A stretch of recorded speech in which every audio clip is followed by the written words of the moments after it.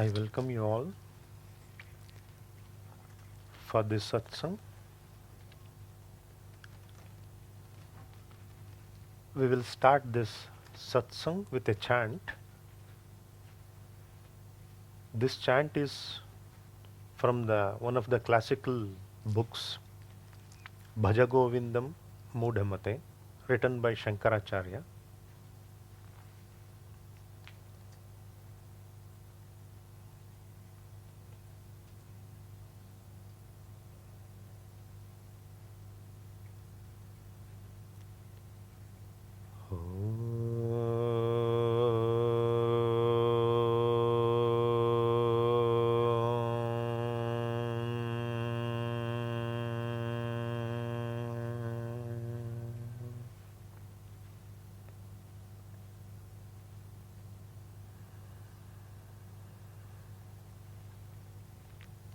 Satsangatve Nisangatvam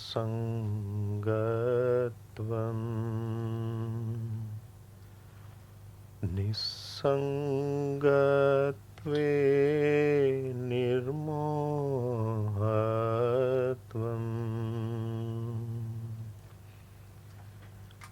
Nirmohatve Nischalatatvam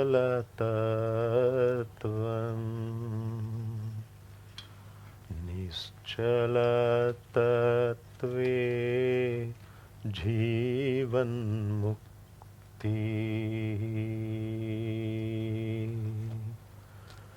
Bhaja Govindam Bhaja Govindam Govindam Bhaja Mudhamate Bhaja Govindam Bhaja Govindam Govindam Bhaja Mudhamate Govindam Bhaja Mudhamate.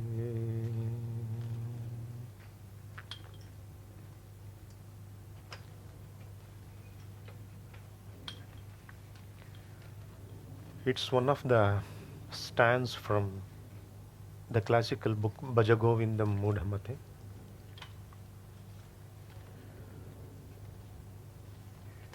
If we understand the meaning of this text, Satsang. Sat means the absolute truth. Sang means to be that or to be with that.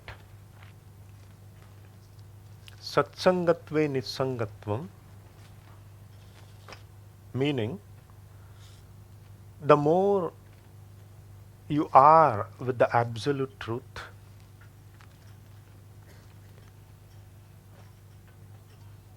the effect what you are experiencing in your life through relative truths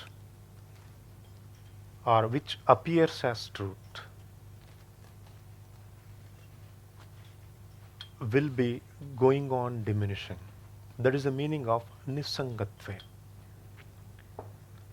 Nisangatve Nirmohatvam. Nirmohatva means once you are making the journey towards, please,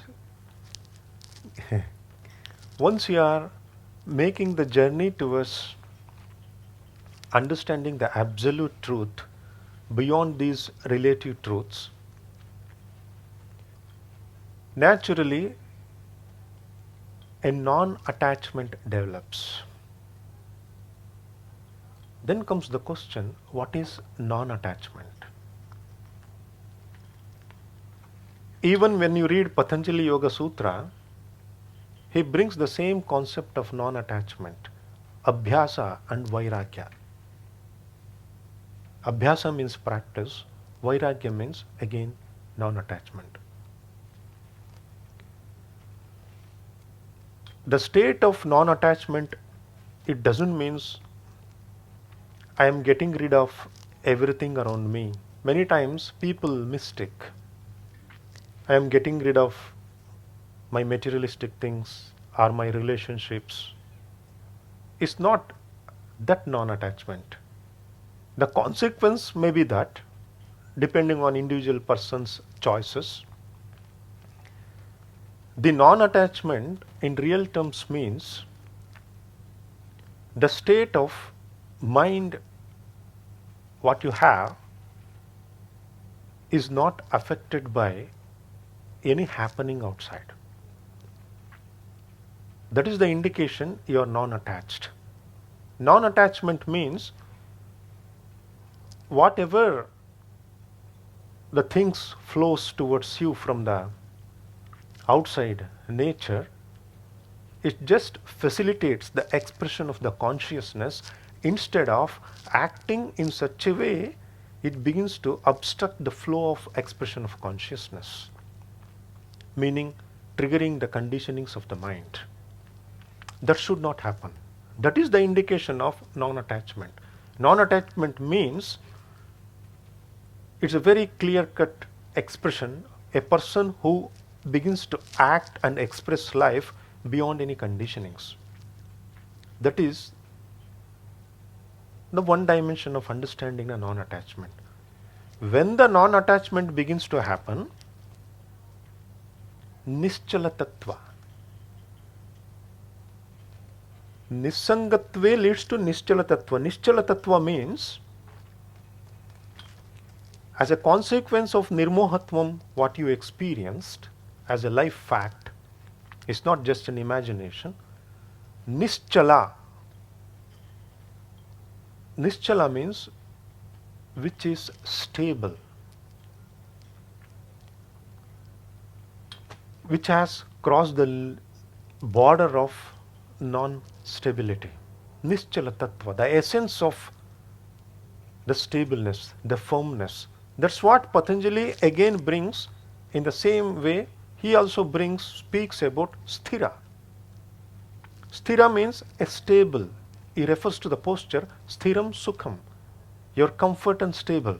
If you are non-attached, you are comfort.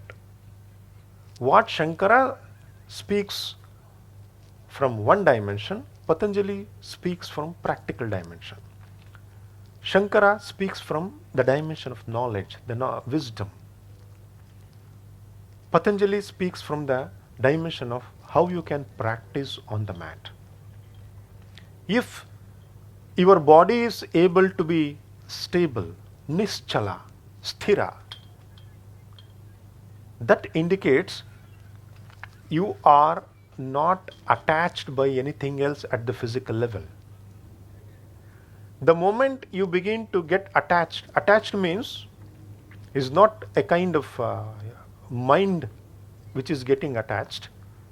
Even your physical property gets influenced by the physical property of the other. If you look at this creation, that's what even the whole science speaks about it.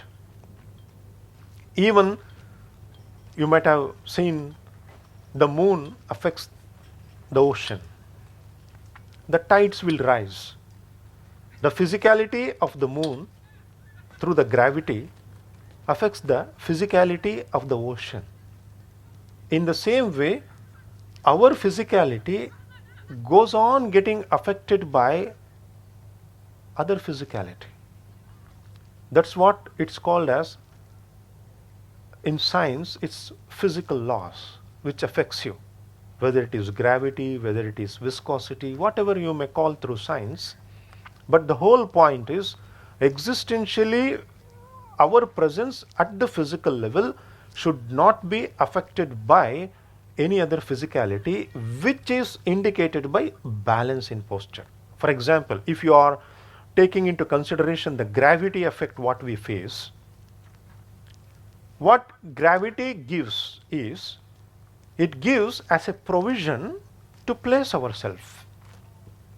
So without gravity, we cannot expect flourishing of life. We need a grounding. At the same time, as a day comes with night, gravity also comes with another consequence. Your perception is limited to that particular space. We all have a body which occupies a particular space at particular time, and it has to be like that. That's how the whole creation program for this dimension of life, what we live on this planet, is evolved for many millions of years. So this gravity, which is acting as a provision, as a platform for self-expression, or else the body would have been flown away. No, imagine there is no gravity, there would have been no session, there is no reading, no writing, no day-to-day life. Everybody will be like there is no possibility of life expression. It's a beautiful gift what we have. At the same time, what comes as a facility always comes with a consequence. It limits you. This physicality has limited us to a particular space and time. Now, whatever I begin to experience life within this purview, within this boundary, I will be going on constructing my life based on that. Construction of life means I will be constructing the mind based on my experiences.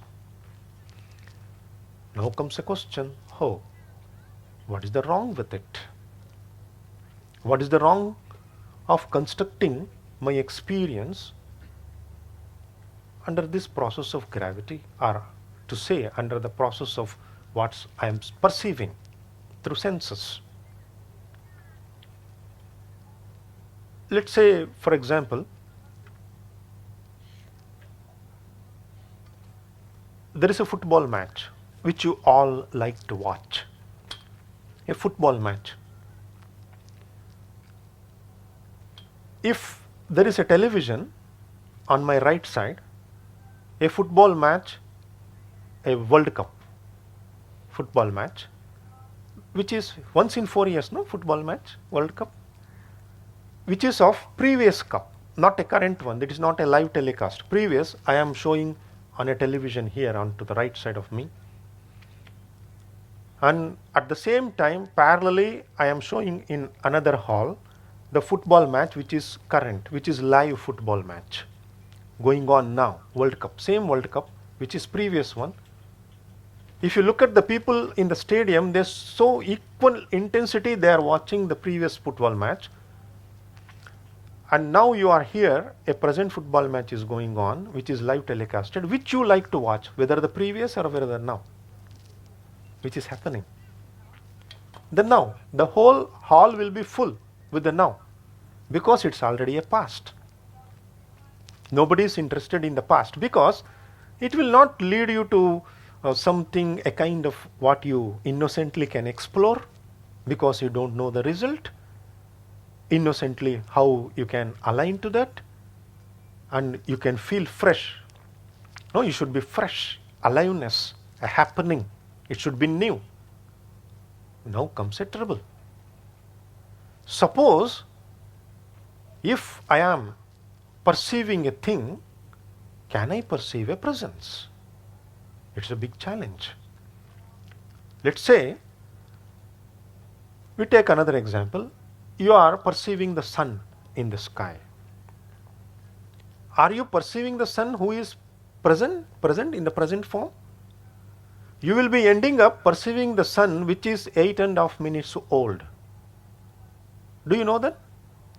Are you understanding the concept?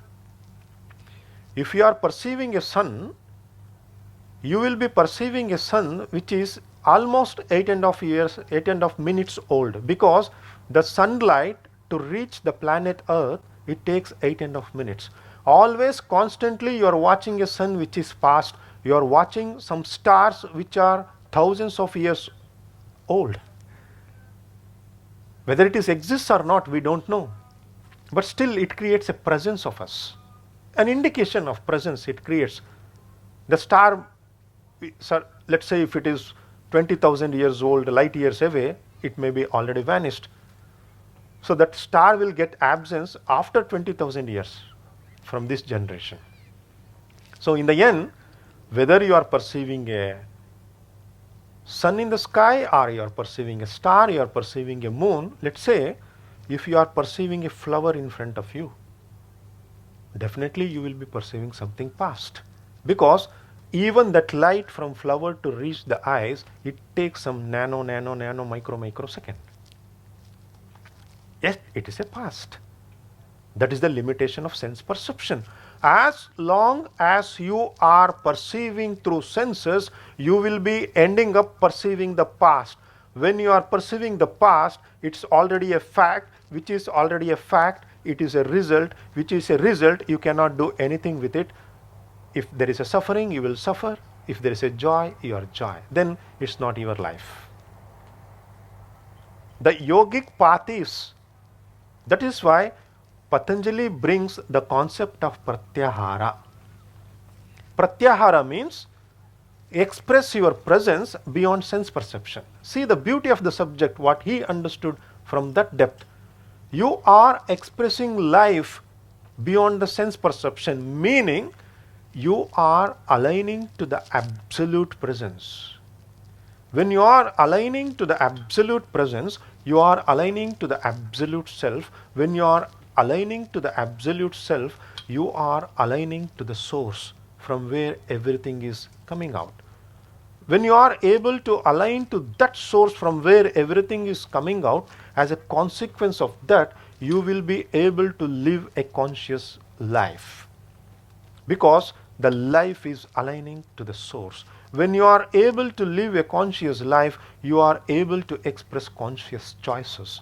When your conscious choices, it aligns to the choice of the existence, or else you will end up making the choice of the ego, which may come as a consequentially, it may lead you to live a life which is based on karma.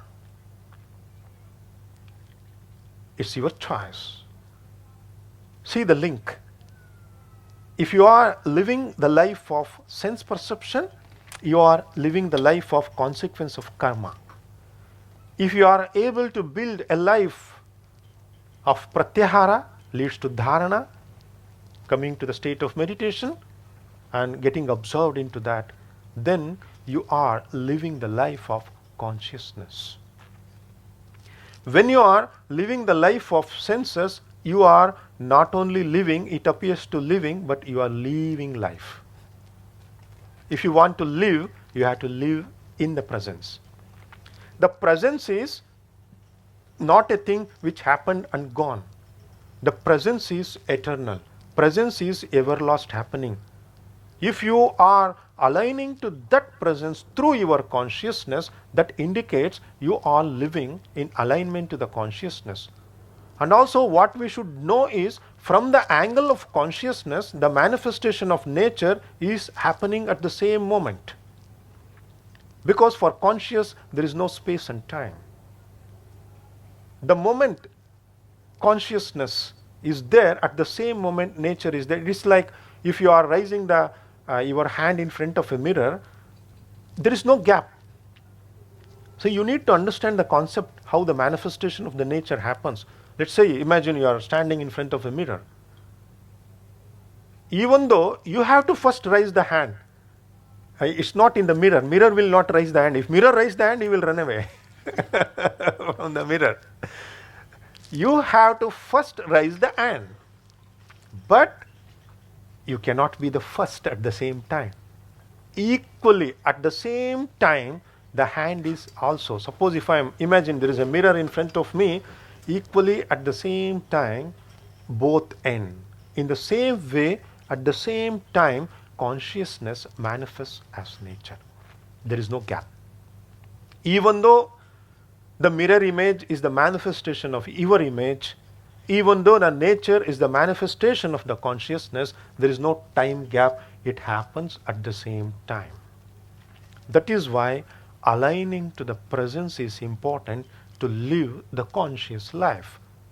Aligning to the presence is important to live a life without any pain and suffering, then you are aligning to the Creator. When you align to the Creator, what Patanjali brings as Purusha Vishesha Ishwaraha, meaning the Purusha, the real self, the individual self becomes the Ishvara, the divine self itself. When the divine self itself is you, the manifestation of life is yours. Or else the manifestation of life belongs to something else, meaning your karmic imprints, your sanskaras, your conditionings, what you carry from the past. This dimension of life, that is satsang. How you align to that. Once you understand, then you will understand the importance of meditation. That is why when you read Patanjali Yoga Sutra, he gives a clear-cut expression: the sanskaras can be burnt by meditation practice. Burn the karmas and get an ability to act in life beyond the conditionings of the mind. As long as the conditionings of the mind rules the life, it's not your life. No more, it's your own expression.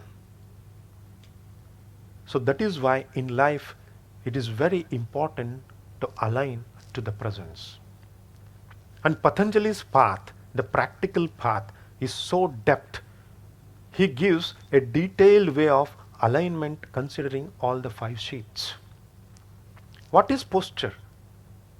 We carry a limited entity called this body. Limited entity in the sense your perception is limited to the body. The moment you are aligning the body to the infiniteness, that's what happens in balance. In the balance, that's what I meant. When you are balancing, you are not limited by the gravity. The moment you are limited by the gravity, you fall into the ground. The whole life is, in fact, ability to express the balance.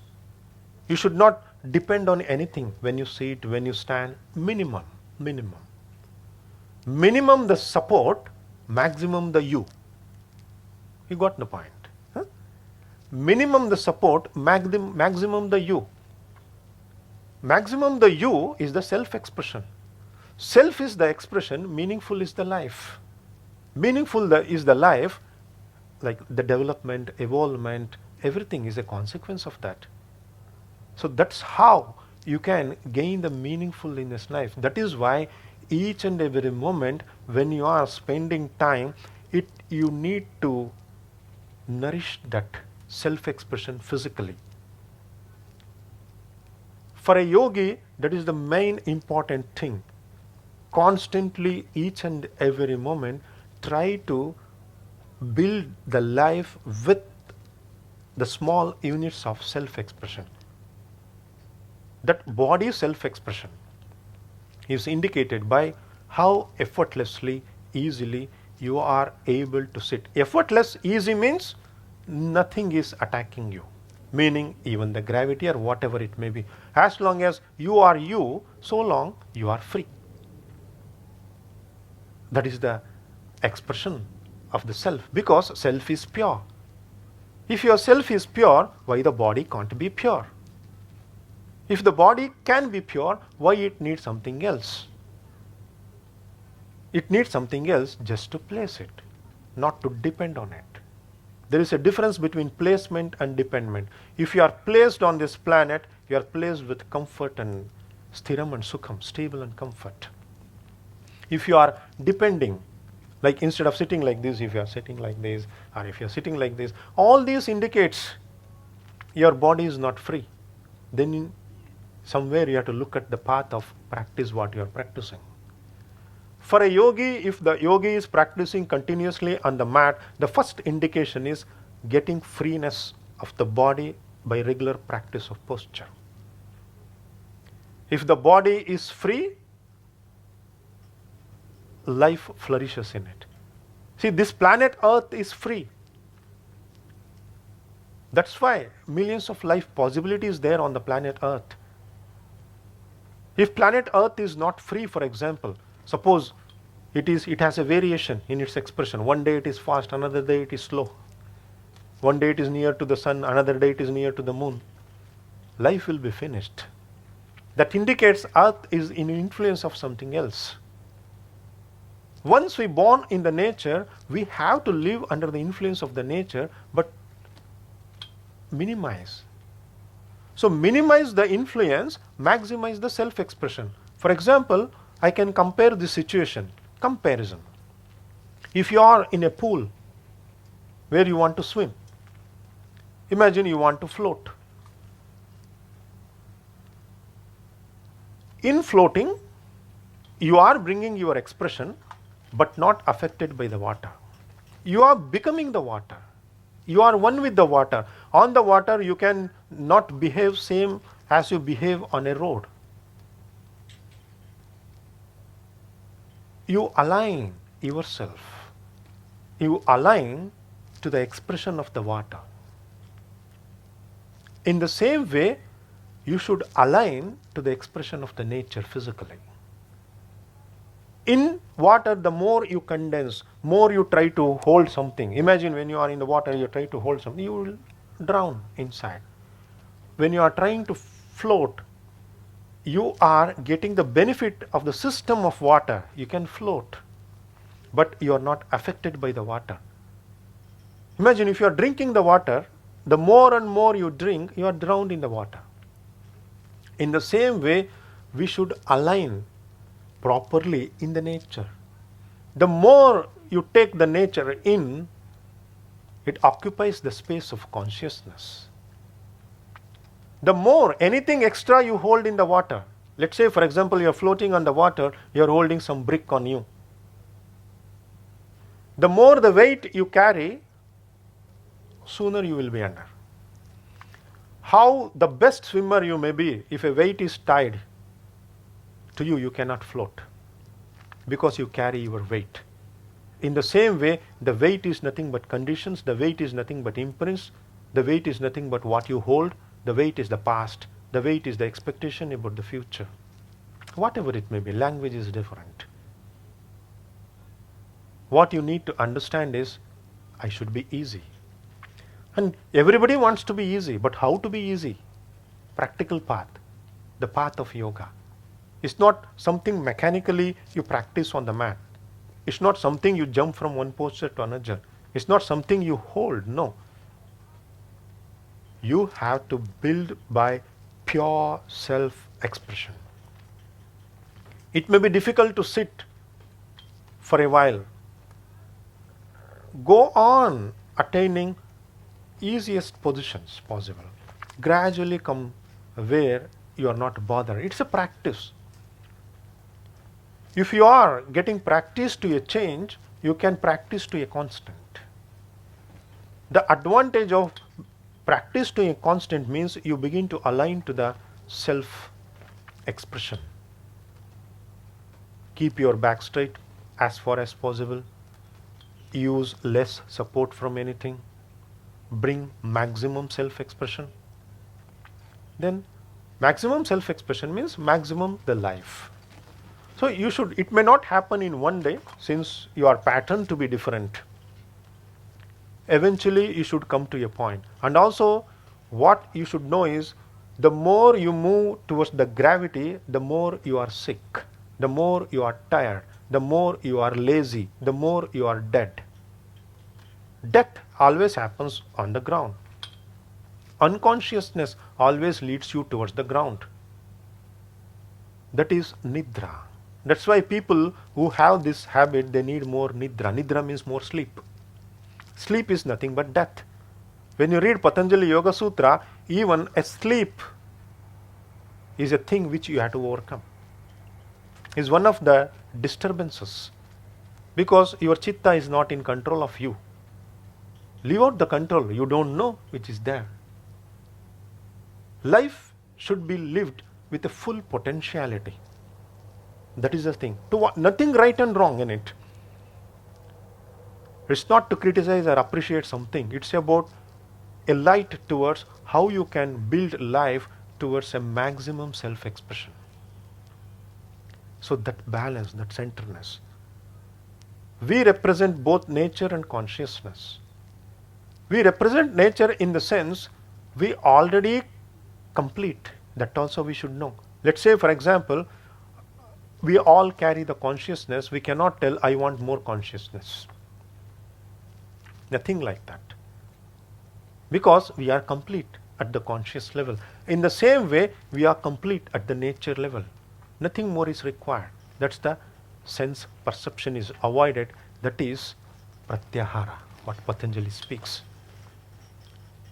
It's not sometimes what people think as pratyahara means withdrawal of senses. It's not about withdrawal of senses. Where is the question of withdrawal of sense? When there is pulling of the senses there. As long as the sense is pulled, you cannot withdraw. See, as long as you are in dream, how you can be out of dream? You are in the dream, that's it. Naturally, a state comes depending on the level of consciousness, then you begin to know I am dreaming, then you are out of the dream. In the same way, you begin to know that life need not be a life based only on the sense perception. Life can be based on conscious expression also, not only the sense perception. Whether you are living the life of perception or self-expression. If it is the life of perception, it is a dependency life. It is a non-freedom life. Life can be both. In the life of self-expression, you are the master of your life, because whatever you express, that you have already. Whatever you want to perceive, that you don't have. And if you are constructing a life based on what you don't have, of course, you are limited. That is why Patanjali speaks 8 limbs as a practice towards liberation, freedom.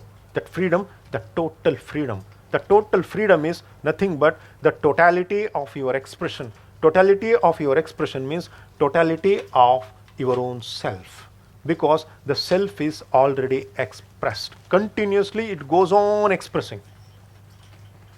There is no past for the self. There is no future for the self.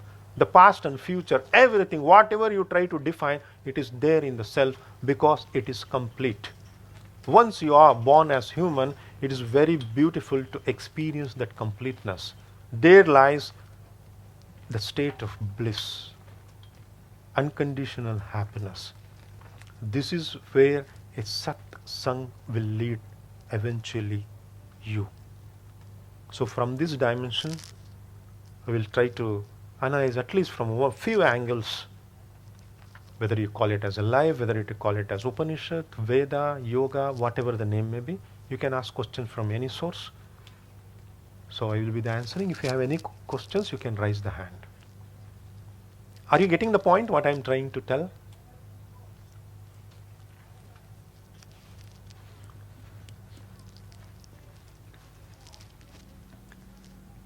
You, please.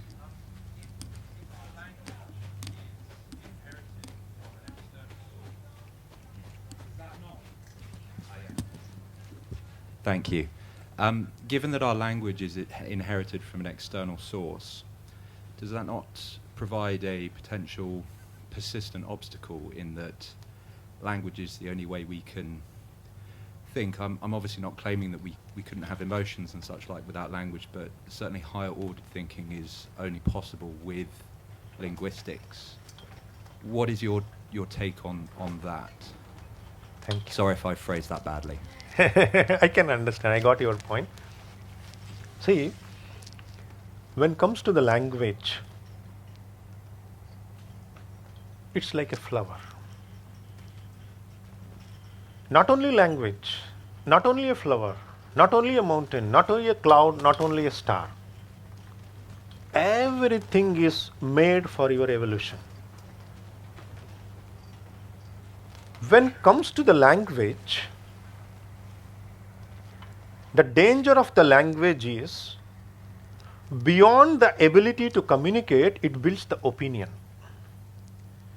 When you are learning and expressing a language, you should learn the science of learning and expressing language where there is no right and wrong knowledge is created, only knowledge is created.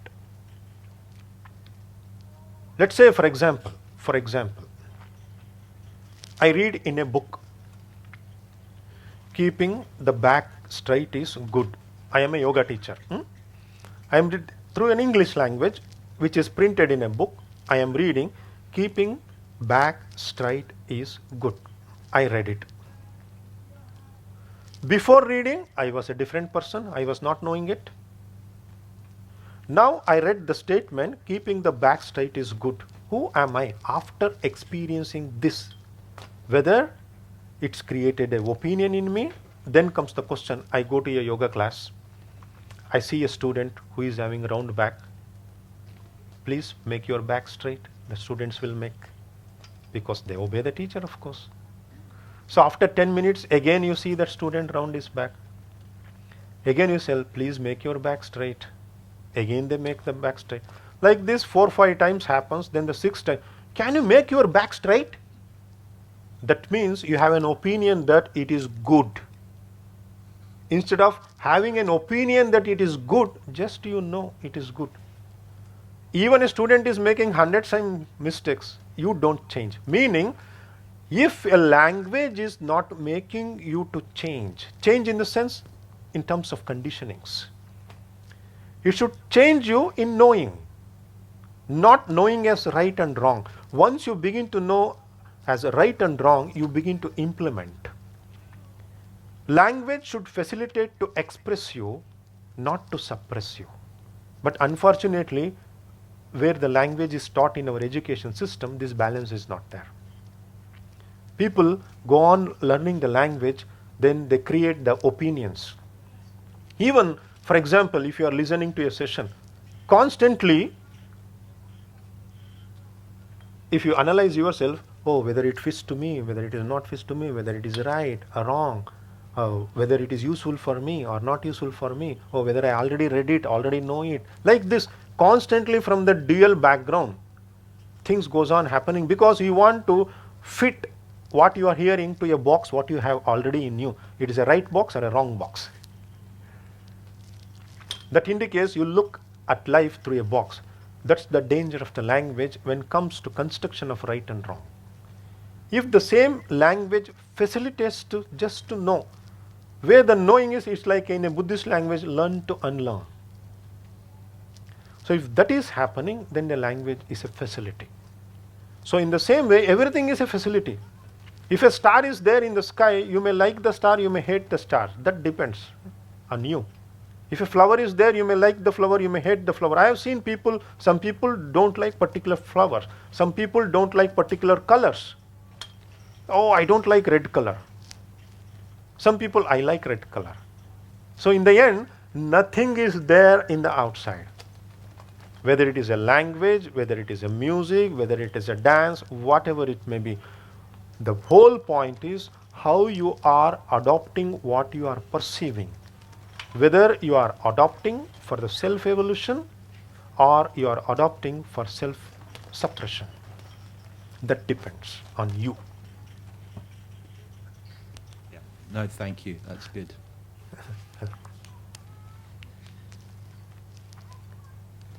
Any other questions? Yes, please. She is bringing the mic.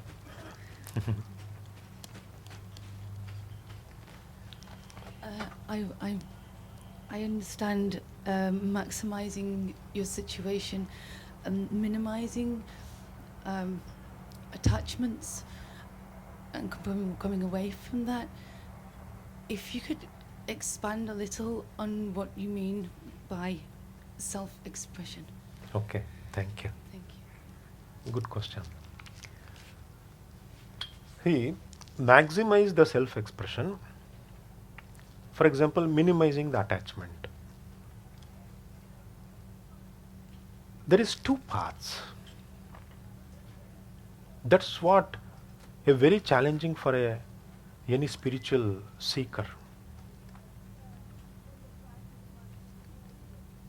Most of the time, people try to enter the state of meditation or any practice by rejecting some things. If you wish to bring maximum self-expression, it should be all-inclusive expression. Your non-attachment is not out of rejection, it's out of unconditional acceptance. There is two ways of non-attachment. I can reject. No. Unconditional acceptance. Unconditional acceptance means just to be one with the all. So that all-inclusive state of self-expression, you should be rich in your non-attachment.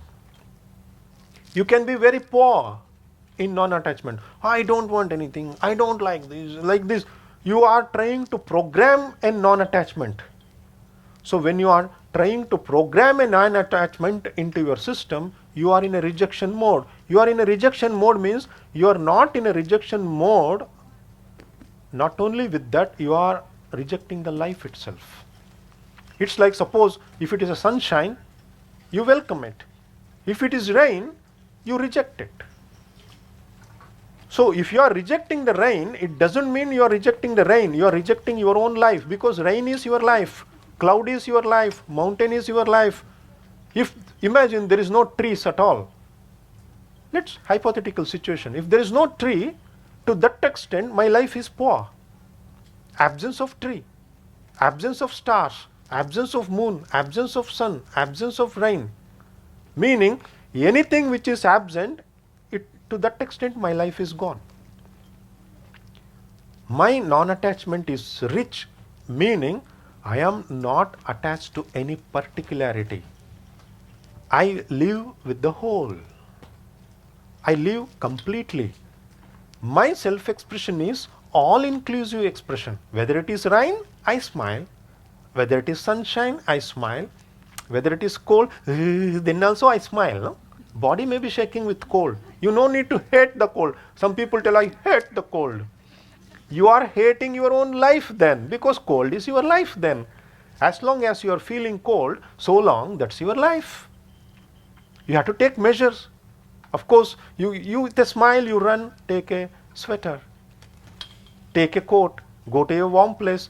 Everything you will be doing with a smile, because you are not a non-attached, so-called.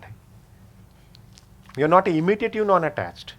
In your non-attachment, you are rich. Hey, come on, whatever, let it come. That is the braveness. That is what Abhinivesha, what Patanjali speaks.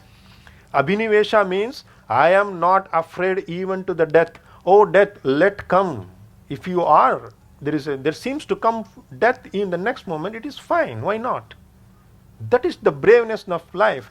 It's not like, I don't fear death means I will commit suicide. No. If you don't fear death, it gives full potentiality to live without any fear. That is non-attachment. By non-attachment, people think I am non-attached, I am serious. Normally spiritual people are very serious. Like this, I am non-attached. No, it's not like that. So people are misunderstand. What happens is, one very important thing what you need to understand is, it affects your meditative state. Meditation means, it's a pure representation of what is as it is. That is meditation. In meditation, it's not something different. No. Nature is nature, consciousness is consciousness. You are in the state of mind where nature is unioning with the consciousness. Mind is the platform where consciousness unites with the nature, where Shiva meets the Shakti. Mind is the platform, because what happens, beyond mind, it comes to more, when it comes to the body, it becomes more and more nature. Inside the mind, it's pure consciousness. Wisdom and the soul, they are pure conscious. So there should be a meeting platform, that is mind. That is why without mind, conscious presence is not possible. Without mind, nature presence is also not possible. There may be very beautiful nature around you. There will be stars may be shining in the sky. But if you don't have consciousness, no star, no moon, nothing. Nature is there. If the mind is not there, nothing, no star. Mind is the platform. That's why in the evolutionary process, mind is constructed. That comes, the deep knowledge of that comes in the yogic anatomy. There is a different anatomy, yogic anatomy, where you will understand what is nature, what is mind, what is physicality from the angle of yogic anatomy. Even you will understand why the necessary of manifestation of this body itself. What is the necessary of it? That comes, that understanding leads to know the state of meditation. The state of meditation is not a something, a poor state where you reject something. You are like in the normal way of saying that a non-attachment, the rejection way. If you are rejecting something, that means you are rejecting the life. After continuous rejections, you are sitting for meditation, it seems you are not thinking. It seems you are in meditation, then that meditation is dull and numb and lazy. It is not a meditation, it is a pseudo meditation. It is a people think they are meditating. No, meditation is not the absence of anything. Imagine a situation, you are sleeping and body is not moving. Of course, it is thiram sukham, no, in the sleep. And you tell, oh, I am practicing as per Patanjali Yoga Sutra. Body is thiram, means stable and comfort. You are sleeping. That cannot be called as posture practice. If the body is sleeping, it cannot be called as posture practice. In the same way, if the mind is absent, it cannot be called as meditation. Body should be present. When you are meditating, if somebody says, oh, as though the person is ready to get up, expression, aliveness, that freshness is not meditating. Many times I see people. You may feel little bit calm. Even if you sleep, you feel calm.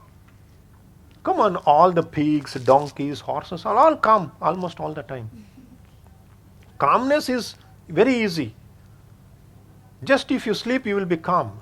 Life is not about nidra, not about lazy lethargy. Life is about to what full extent you are able to live, flourish in life. That chetana means that potentiality of life expression, that is life energy. If you are constantly in an expression, you are aligning to life energy. And what is life energy? People tell life energy, life energy, life energy. What is life energy? The ability to express life is life energy. If you are not constructing the ability to express the life, you are not aligning to life energy. Then it becomes a habit. Wherever you are, you want something to lean, something to hold, something to... Then you are depleting with life energy. You are moving, you are slipping away from the field of life energy. That's why constantly you should align for the pure expression. Then body is in life energy. Your mind is in life energy. So then mind is not tired. The body is also not feeling any uncomfort. That is why sthiram sukham. That's why Patanjali defines as if a person is aligning properly, indicated by comfortness. So this is the expression. At all the 5 sheets, you are complete in expression. That is the self-expression. You have to magnimize it. Thank you. Okay. The whole science of yoga is to maximize the self-expression. And also, one thing is, maximize the self-expression includes the nature also. That is the beauty. Nature is part of the consciousness. That is the richness. Please, next question. Please. I've heard about lucid dreaming, and apparently people are conscious that they are in the dream. Does it count as consciousness and not sleeping?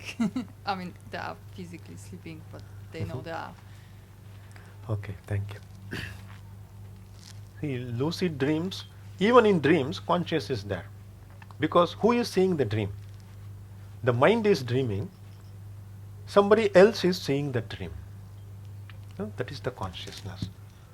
So consciousness will never sleep.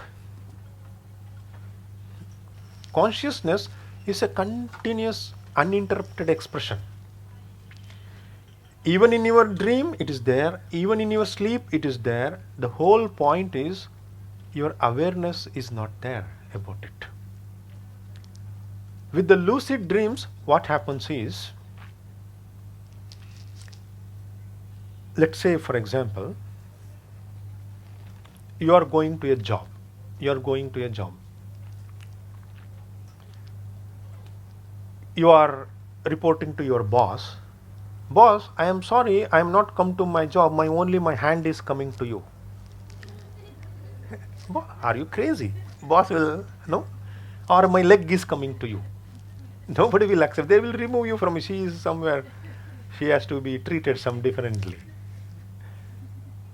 Part is not possible, what I mean to say. In the same way, what happens with the drugs or lucid dreams and all, people many times, I travel to different countries all over the planet.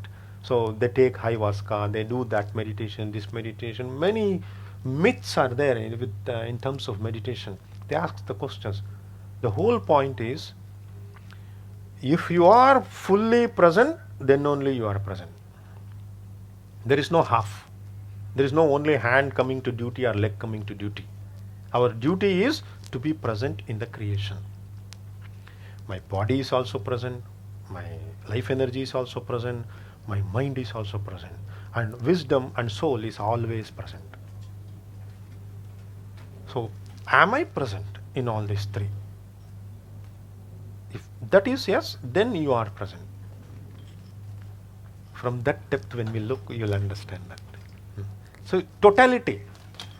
It's like, let's say, for example, if there is a circle, if it is a circle here, if somebody is here, they think I am friend of this person. This person thinks I am friend of this person. People who are thinking, they think, oh, I am not sleeping. Oh, I am sleeping, I am not dreaming. Like this, people may be thinking different, but they are in the same surface. Meaning you are not complete. Once you are complete, you are out of the circle. Whether you are in the circle, different states will be there. You are thinking, you are working through senses, or you are dreaming, or you are in deep sleep. It's different points in the circles. What I mean to say is, you are not full. The most challenging comes when you can be full is when the mind is in presence. That is very important. That is why mind, when it is in presence, evolution happens quick. Through your practice, constantly you should try to bring the mind to the presence. That is why Patanjali is very specific. Atha yoganuशासनम yogaha chitta vritti nirodha. He brings to a definite article. What is yoga? Yoga is to control the modifications of the mind. Control the modifications of the mind means, by what mind gets modified? The whole science goes behind it. Due to your conditionings, due to your wants, due to your desires, due to your misunderstanding of life, through that mind goes on changing. Or else nature will not change the mind. Nature is nature, it's beautiful. Consciousness is conscious, that is also very wonderful. Our mind conditionings, oh, I like that, mind changed. I don't like this, mind changed. So if you are in a perfect harmony, you are leaving nature as nature, consciousness as consciousness to exist as they are in you. When they exist as they are in harmony. Then a constant manifestation, as I told, the consciousness raises the hand, in the mirror the hand is raised. The consciousness manifests in front of you, life happens. So then the harmony between your consciousness and the happening around you, then only life is easy. People think a lot. People create a gap. There is no way also. So it's, as I told, it's a circle. There is no space for self-expression. Your self-expression space is occupied by something else. So these states, even if you read Upanishads, they explain these states, different states. The state of sense perception, like the what you call as reality. It's a different level of reality. Even when you are dreaming, that is also real. Why not? As long as you are in dream, you think it is real. It appears. Even in dreams, people jump also, You have jumped in your dreams? Like this.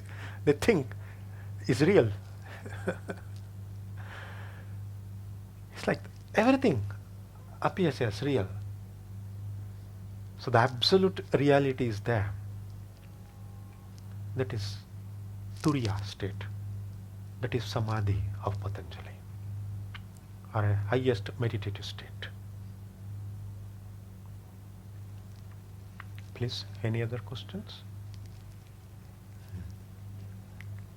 Please.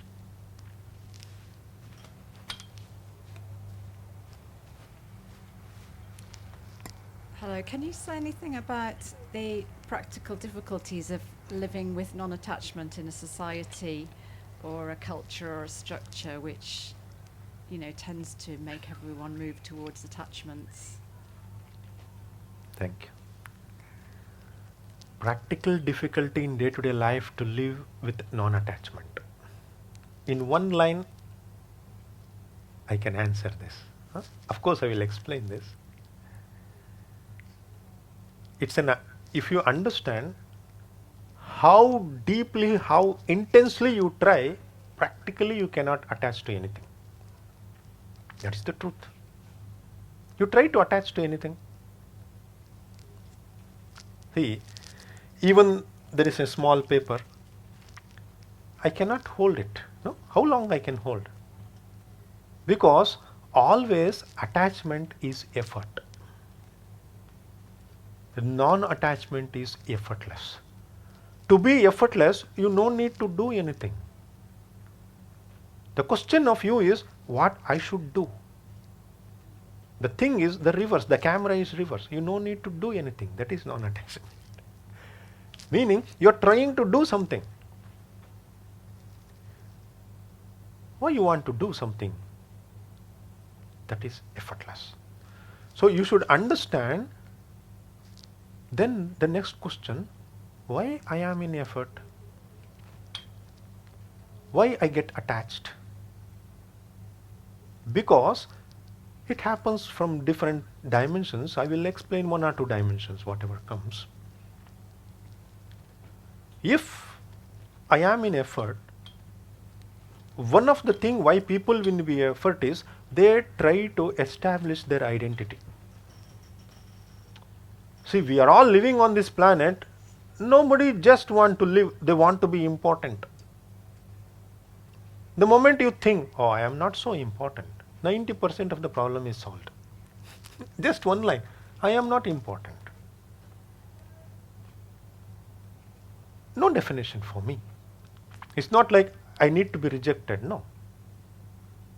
I am neither important nor not important. I am. Why to define? So constantly mind defines you. Mind, which is not a finished product. Life is not a finished product. It eternally happening. We try to give a finishing touch. I am important. Oh, that person is not smiling at me. That person is not telling good morning. Missing. So here, when I travel in the West, sometimes I forget I am here. And normally in India we don't tell good morning, good evening, good night. If I tell in my village, if I tell, for example, if I see some person, hi, good morning, they look at me, wow, you have become an Englishman, they will ask. Because for them it appears so artificial. Huh? Like just you are coexist. It's a different culture. What I mean to say. That is why here if I come and if I am not wishing somebody good morning, oh, this person is arrogant or not civilized, is not wishing me good morning, then you are attached for good morning. See, here you are driving to the left. If you are attached to the driving to the left, you cannot drive in Netherlands, because there you have to drive in the right. That is why what we need to understand is whether it is a attachment or non-attachment, there is nothing that exists as attachment or non-attachment. Just it's a languagical expression of some attitude what you show. What exists is you, which is neither attachment nor non-attachment. That is why Patanjali is very clever in his language.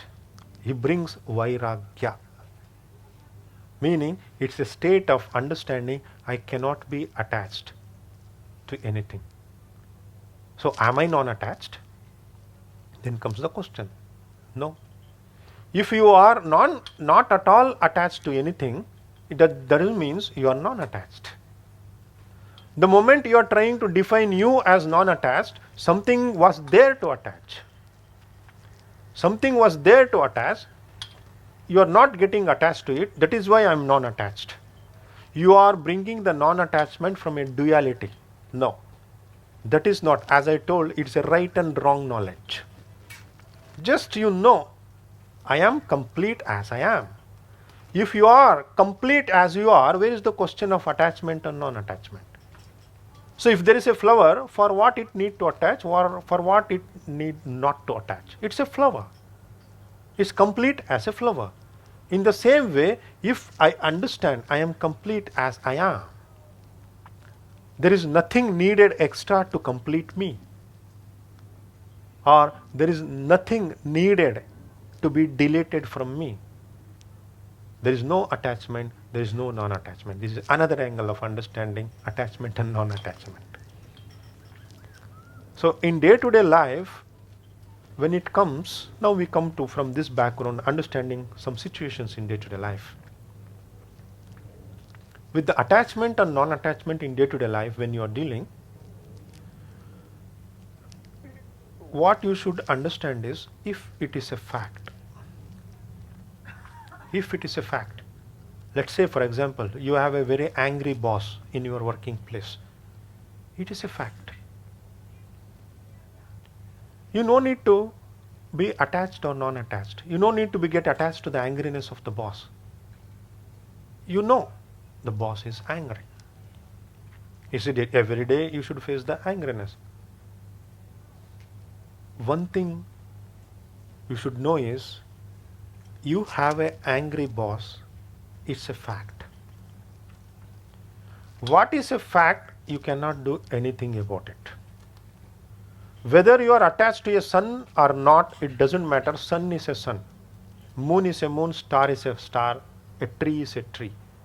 It doesn't depend on your attachments or non-attachments. It exists as they are. It's a fact. In the same way, your boss' anger at that moment is a fact.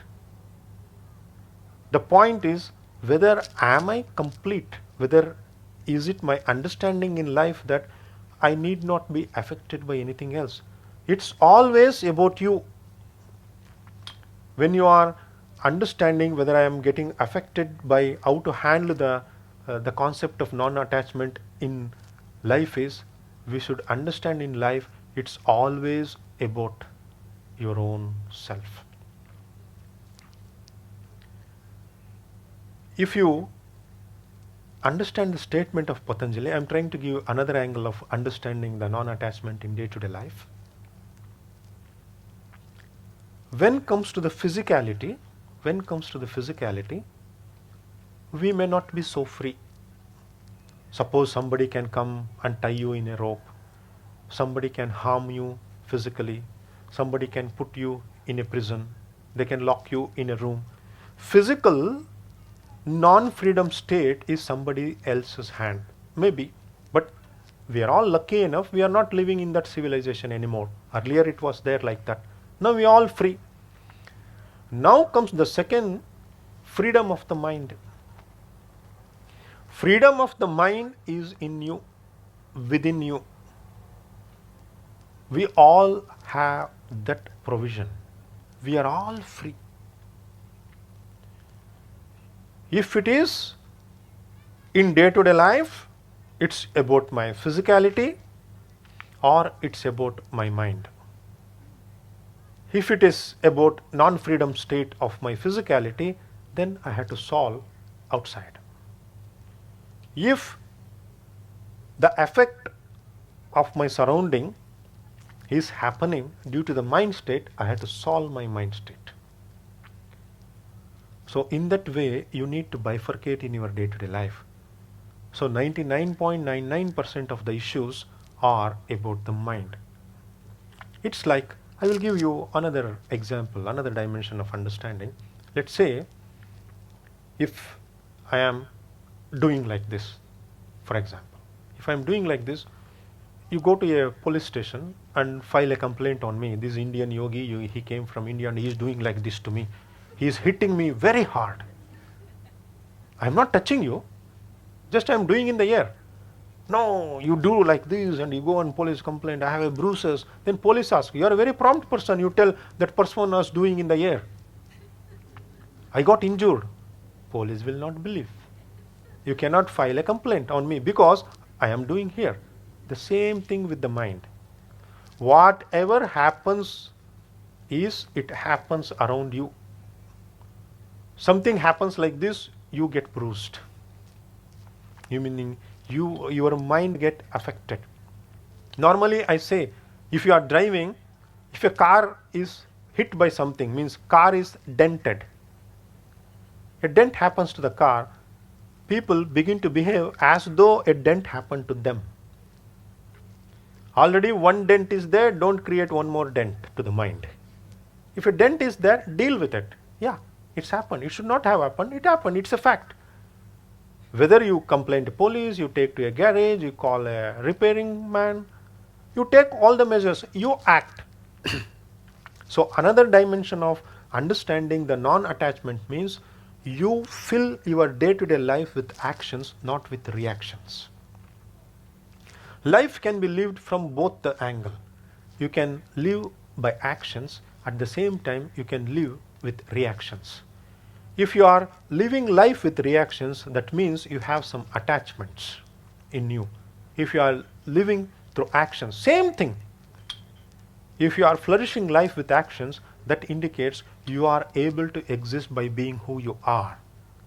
You are not affected by where you have to function. Day-to-day life is beautiful to live day-to-day life. Constantly you should check whether I am in action mode or reaction mode. That is swa-adhyaya, studying the self. Patanjali brings the concept of tapa swa-adhyaya ishvara pranidhanani kriya yogaha. It's not only that I practice on the mat posture, that is only yoga. No. Yoga is way of life. Yoga is not the thing only what you practice on the mat. The life itself is yoga. Once you understand that dimension of life, see, if you are in posture, now also you are practicing a posture. As long as you are practicing, let's say for example, if you are in a triangle posture is like this. If you are in a triangle posture like this, that's your fault. In the same way, you are in a posture. Now, always. Once you are born till you die, constantly you are in a posture. If you know that science, you no need to specially practice posture on the mat. Not necessary. Why? Why you have a bifurcation about day-to-day life and a posture practice? Because you don't understand what is posture. Of course, till then it is needed to create the effortless. You are effortless standing, you are effortless triangle, you are effortless twisted triangle. So then you are learning the language of effortless. You are trying to gain the effortless and you are in effort. Suppose if you are sitting like this, it's an effort. Effort in the sense, it's not about easiness. Whether it's a pure self-expression to the maximum extent or something else is there. You should be light like a feather, like a flower. That lightness, that depth of physicality should represent the consciousness. Your body your life energy, your mind, they are all playing field of consciousness and nature. How you keep it, whether you are creating the space for nature expression only, or you are creating the space for conscious expression, or you are creating the space for both. That is the richness. If you are sleeping, your body is body same, your mind is the same mind, your life energy is the same life energy, but the expression is you are representing only nature, meaning you are not able to witness the life. You have become the part of something bigger. The nature is infinite. You become a tiny bit when you are just sleeping and absence. Your consciousness is not there. The moment the consciousness is not there, the body is nothing. When the consciousness permanently leaves the body, nothing is there. Within 3 days, the body is decomposed. It becomes a mud. What we need to understand is the practice of yoga is to build the self-expression. There is a constant pull on one end towards death, towards decay. A constant pull of the nature is there. On other end, the constant expression of the consciousness is there, which is permanent, which is present forever. So towards what you are aligning in life, how much time you are aligning in life. Suppose morning you did 2 hours of posture practice. Remaining 22 hours you are depending on the nature. Your posture practice is a waste. That means you don't know the science of practice of posture.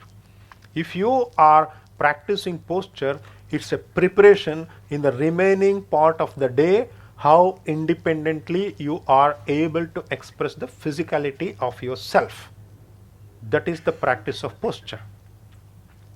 If the practice of posture, instead of practicing 2 hours or 1 hour, whatever may be the time, it is not preparing to be free in the body, somewhere you have to question the way you are practicing. You have to analyze that strength should come. So in that way you have to construct the practice, then a real self-expression happens in day-to-day life. How you are interacting.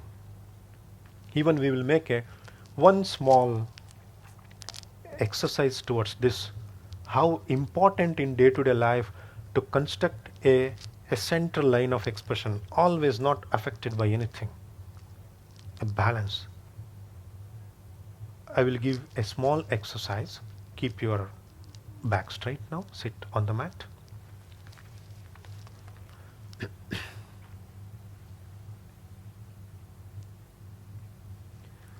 For this sake of exercise, round your back like this, round. Close your eyes. Close your eyes.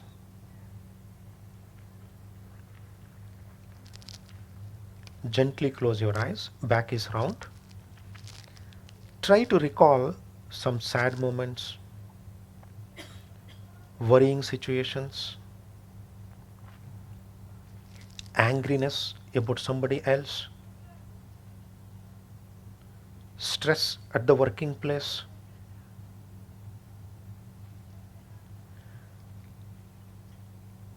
your aggressiveness. You can fight with anyone, you can argue with anyone. Any negativity is a possibility, because the back is round, because you are in the gravity.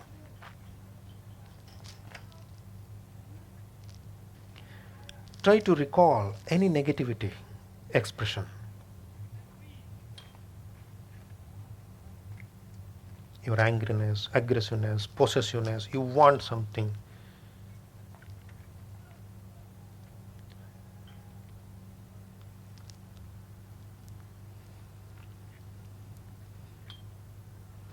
Your emotions can be weak, uncontrolled. Straighten up the back. Keep your eyes gently closed. Keep your back straight. Neck aligned properly, in line with the spine. Nowhere you are feeling any extra weight. The right is right, left is left. Both are balanced. Eyes are closed gently again. The same body, the same floor, the same mat, same environment, same existence, everything is same. Try to become angry. It's not easy. Even if you force yourself to become angry, it's impossible. Even if you force yourself to be tensed, worried, aggressive, possessive, impossible. Suddenly, you begin to witness the situation of tension. What I can do my best. Oh, why I need to be angry? A pure witnessing is developed because witnessing provides the space for nature to enter in you with a clarity.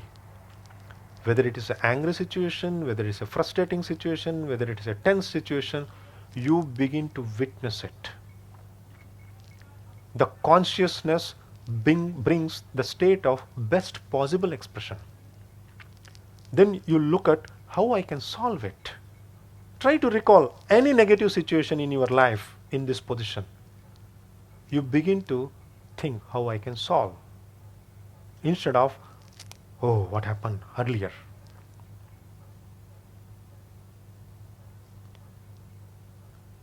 Just by keeping your back straight, what a phenomenal change happens to the mind state. That meaning, mind is no more affected by imprints, past, karma, sanskara, because you begin to witness. You can slowly open your eyes. Were you able to feel the difference? When you are just having a round back, you can be anything. Any aggressive person, any angry, any frustration. Just a little change. You are able to keep your back straight. In your home or in your working place with colleagues or friends, if you see any person in that angry mood, aggressive mood, just one small bit of exercise, please keep your back straight. It's enough. A phenomenal change happens. So if this is the phenomenal change with awareness, what happens by keeping the back straight, if you are practicing posture properly, how you should become if you are doing it properly. It means practice of posture is not that I depend on something, I hold something, I jump to in the name of series and I do several postures. It's not at all about that. It's about establishing your freedom. Your freedom at the body level, sthiram sukham, stable comfort. Your freedom at body level, independent of any effect from outside. Your practice of posture means it should facilitate the body to travel remaining part of the day very easy comfort, where it facilitates the conscious presence. If you are practicing posture, if you are angry, worried, tensed, too much thinking person, no, you are not practicing posture properly. That means your body is not reflecting being a platform of consciousness. Instead, it is reflecting being the platform of your own imprints, your own conditionings. That limitation you need to understand. In that way, you can adopt all these different dimensions. Of course, many are there. Once you know this dimension, at least you have some practical tool, also some understanding to the mind level. So depending on this, your breathing will be there. That is another dimension that we see some other time when it happens. Any more questions? Maybe the last question, I think.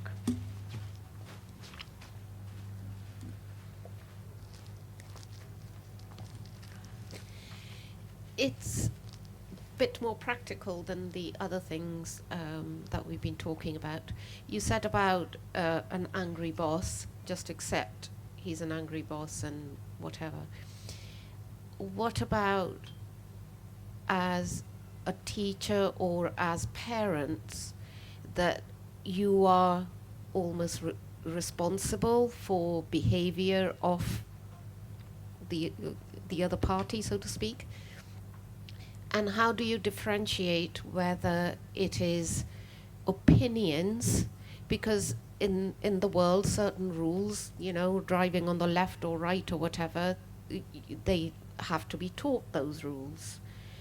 And so how do you know whether you are imposing your opinion or whether you are guiding? So there is a great difference between imposing the opinion and guiding. First of all, what I would like to make one point very clear is, see, this is a cup where now water is there. I am carrying this cup. Let's say one of your family members, your parents, as she is telling, they are acting some conditional background. Let's take as an example, you are carrying a cup, somebody is walking in your home in front of you, they hit the cup. What spills out from the cup is? What spills out? Water. Water spills out. Suppose if I carry chai, Indian masala chai. If somebody hits it, chai spills out. Suppose if I am carrying a glass of wine, wine spills out if somebody hits. In the same way, in any situation of life, if I carry something, that only spills out of me. It's in me. If I carry angriness, I spill out angry. If I carry aggressiveness, I spill out aggressiveness. What we need to think in life is, every interaction what we face in such situations, a person is born to trigger, to bring out what I have within me as a conditioning. If you are an angry person, normally you attract an energy which triggers your angriness. If you are a possessive person, always you attract an energy which slips away from you. Because that is how you need to be constructed to be complete. You get angry, then you identify, I have angriness. So if you are not facing a situation where you cannot become angry, how you can get rid of angriness? Because suppose if I don't want this mobile, if it is there, first of all I should know it is there. The next step is how I can get rid of, whether through hand, leg, or just slipping away from it. The means comes the next. The first is to know. In such situations, the first comes is, yes, I know. I am carrying this. In any such situations, how intensely may be, whether your partner, whether your parents, the first indication is, yes, if I am getting upset, if I am getting worried, if I am getting tensed, if I am not able to handle the situation, it is my own limitation what I carry within me. First change. The next, whether it is an imposition or a correction, a guidance. This purely depends on what clarity you have in your life. The clarity in life means, the first clarity is whether you can change something. If you genuinely feel you can change, and if you are responsible to change, change it. If you cannot change, you cannot change. Certain people's attitudes, even if you bang your head to the wall, they will not change. Then leave it. Then it becomes an imposition, because you believe, suppose imagine your parents are, just an example, they are not so polite towards you. They try to condition you. They are not so polite. They want to bring their own way of looking at life. They are whatever you do, they are not understanding, they are not able to look at the way you are looking. They want to bring their own way of life. They try to implement on you and you are resisting for it. Normally the situation what I see with the most of the teenagers. So now if this is the situation, for example, if you are in family, the first thing is, I believe a person should be polite. I believe a person should respect the freedom of the other. Whether that belief is based on a right and wrong knowledge, then that belief is a religion. Religions that does the same thing. Religion always, it's not your experience, it is somebody's so-called experience written in a text or whatever they try to impose on others.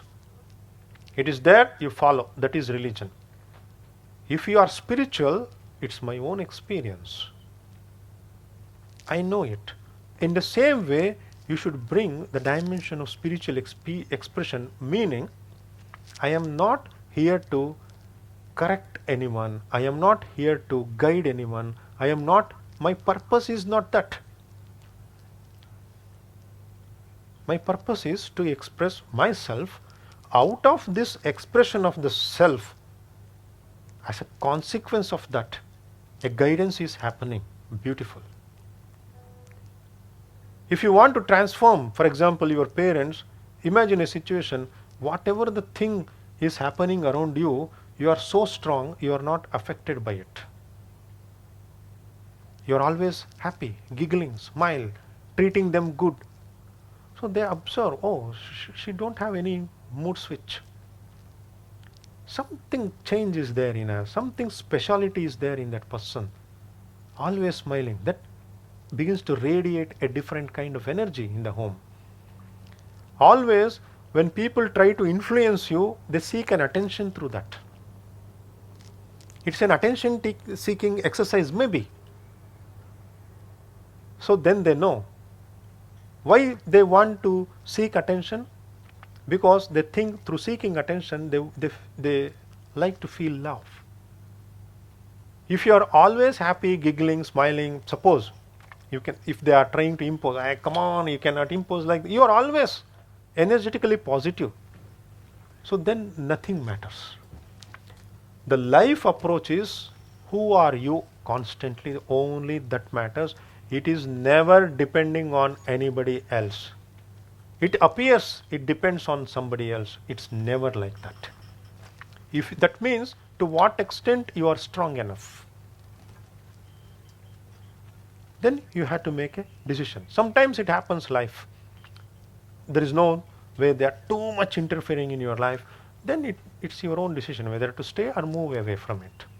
Whether to face, life has two choices, whether to face it or leave it. Once you make a choice to face it wholeheartedly, face it with contentment. You analyzed, it's not worthy to face it, you walk away contentfully. That's what, even Buddha, when he walked away, he walked away. He left his own family, kingdom, everything. He was a princess. So whatever you do, before that, use your wisdom. That is called conscious choice. So constantly when you are acting in your day-to-day life, it should align to more to the conscious way of living. It should be a conscious choice.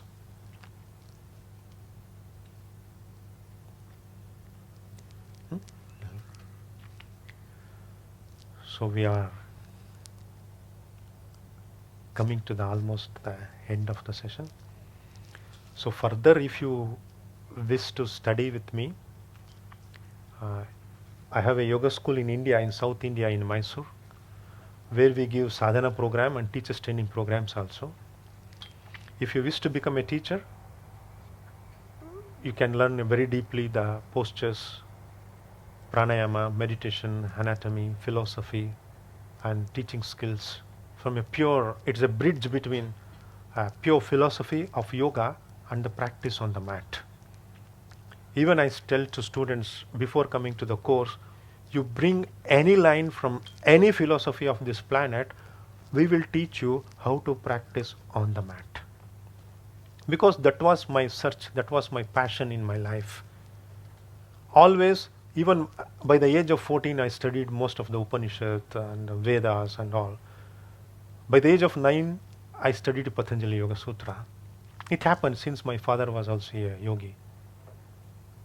For me, always a seeking was, okay, philosophy is there.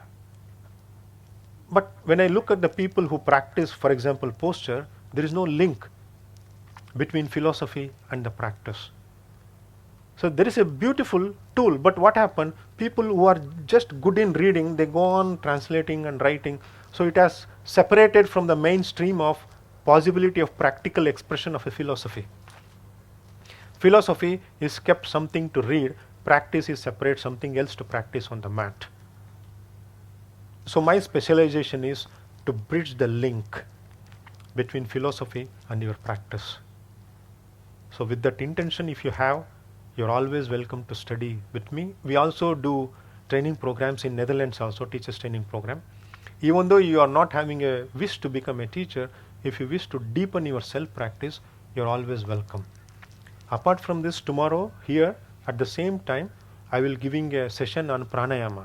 So it's a very interesting topic it will be, because with the most of the practitioners, the misunderstanding of prana, misunderstanding of life energy, the misunderstanding how to practice is there.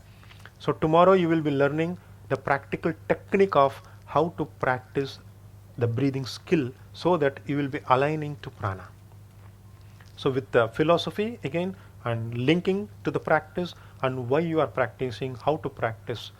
So my way of teaching is, instead of giving a fish, you should learn how to catch the fish. So then you can practice on your own way. So then only a real self-expression happens. Or else it becomes one more faith, one more belief. Always when you are exposed to a teaching, you should become your own experience. That is very important. To become your own experience, you should know what you are doing, why you are doing, how to do it, where you will go. So everything should be answered. So even if you are coming for tomorrow's session, if you are willing to come, you can bring any question on prana, any question on pranayama, any question on breath, any question on any kind of holding what you have in regarding with the breathing. It will be answered in the session. I will be, after this festival, I will be traveling to Brighton. I am giving a session there also. So if you wish, you can join the workshops. And one more thing what I would like to mention is, there is a drawings are there. It is about Patanjali Yoga Sutra. One of the artists, she attended my teachers training program. So if you wish to buy that, very beautiful sketches are there about Patanjali Yoga Sutra. After that you can see that also. So now we will finish this session with a chant.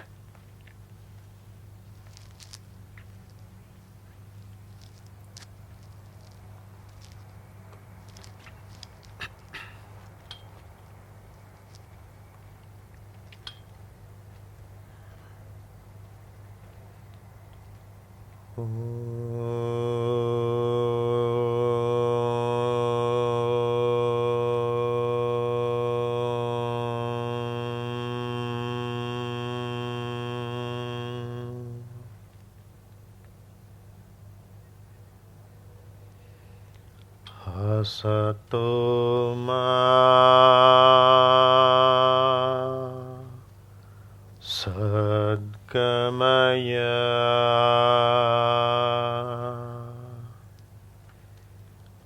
tamaso ma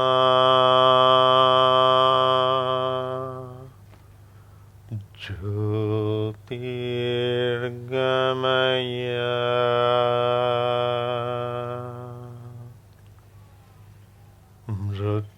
Mrityorma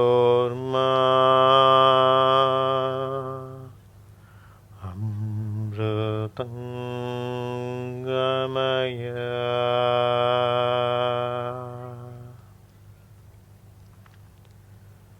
Om Shanti Shanti Shanti.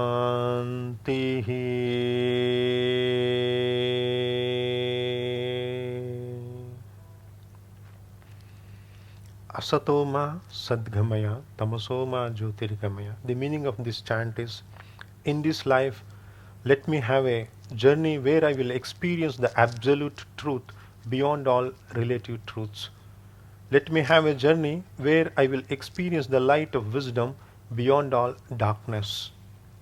Let me have a journey where I will understand the thing which is present forever beyond all changing and perishing things. Shanti, Shanti, Shanti. Shanti with the outside, Shanti with the functionality of me, Shanti within me. Thank you all. Wishing you all that profound Shanti. Thank you.